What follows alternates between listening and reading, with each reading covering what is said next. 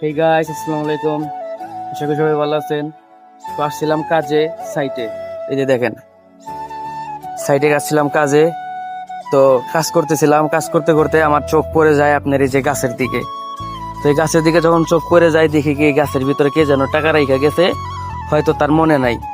তো আমার যেহেতু চোখ পড়ে গেছে, এখন কার টাকা আমি নিজেও জানি না। তাই আমার মনে হইলো এই টাকাটা যার বাড়ি, ওনার কাছে দিয়ে দেওয়াটা ঠিক হবে। তো এই জন্য আমি যে টাকাটা নিলাম, নিয়ে এখন এই টাকাটা আমি যাচ্ছি বাড়ির মালিক তারে দিতে।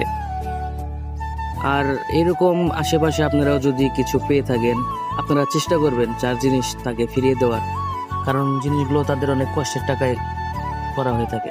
আর আমি টাকাটা দিতে গিয়ে যার টাকা আমি তাকে পেয়েছিলাম, তো টাকাটা ছিল যে বাড়ির কাজের বুয়া, মানে কাজ করে বাড়িতে দেখাশোনা করে, ওনারই টাকা ছিল। উনি কাপড় চোপড় সাথে মিলতে গিয়ে টাকাটা ওইখানে রাখছে, আর মনে ছিল না।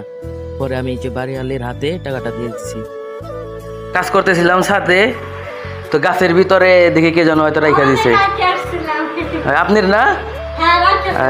এই যে নেন।